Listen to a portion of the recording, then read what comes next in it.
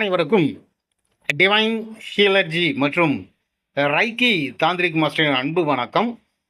இன்றைய பதிவு மெய்வெளிச்சாலை ஆண்டவரின் தத்துவங்களும் கொள்கைகளும் பற்றி பார்க்க இருக்கிறோம். மெய்வெளி என்பது உண்மையான பாதை என்ற பொருளை தரும் ஆன்மீக ஒரு இயக்கமாகும். இதை நிறுவியவர் மெய்வெளிச்சாலை ஆண்டவர் அப்படின்னு பெயர். இந்த மெய்வெளி சாலையை ஆண்டவருடைய இயற்பெயர் காதர் பாட்சா ராவுத்தர் ஒரு முஸ்லீம்.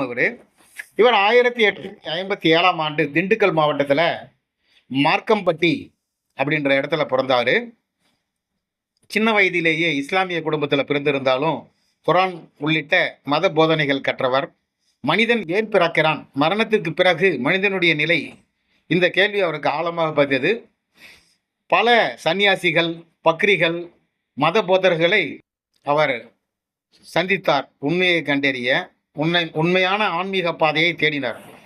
வெளிப்புற சடங்குகளை விட உண்மையான ஞானமே முக்கியம் அப்படின்னு உணர்ந்தார். இளம் வயதிலேயே திருமணம் செய்து கொண்டார். ஈரோடு பகுதியில் வணிகம் செய்து வெற்றிகரமாக ஒரு அரிசி வியாபாரியாக இருந்தார். ஆனாலும் அவருடைய ஆன்மீக தேடலை கைவிடவில்லை.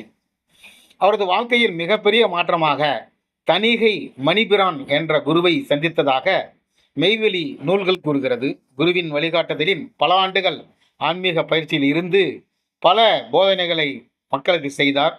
மெய்வெளி இயக்கத்தின் தொடக்கம் 1901 சிவகங்கை மாவட்டத்தில் ராஜகம்பீரம் பகுதியில் முதல் மெய்வெளிச்சாலை தொடங்கியது.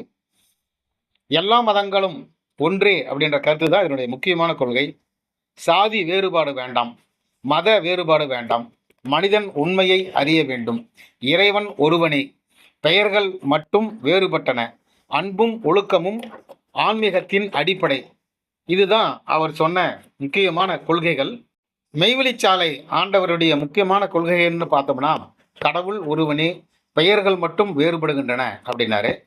எல்லா மதங்களும் இறுதியில் ஒரே உண்மையை நோக்கி செல்கிறது அப்படின்றத மக்களுக்கு உணர்த்தினாரு.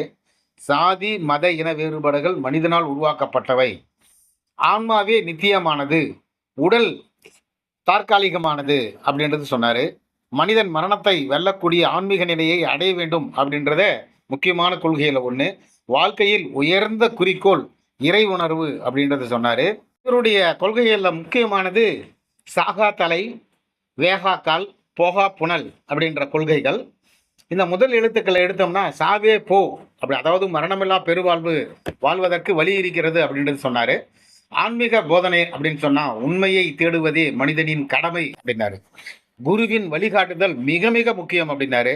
வெறும் சடங்குகள் போதாது, உண்மை அனுபவம் தேவை. மன தூய்மை இல்லாமல் ஆன்மீக முன்னேற்றம் இல்லை. ஆசை, கோபம், அகங்காரம் இவற்றை வெல்ல வேண்டும்.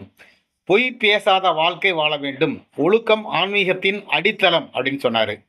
அனைவரும் சகோதரர்களே என்ற எண்ணம். சாதி அடையாளத்தை விட மனிதநேயம் உயர்ந்தது.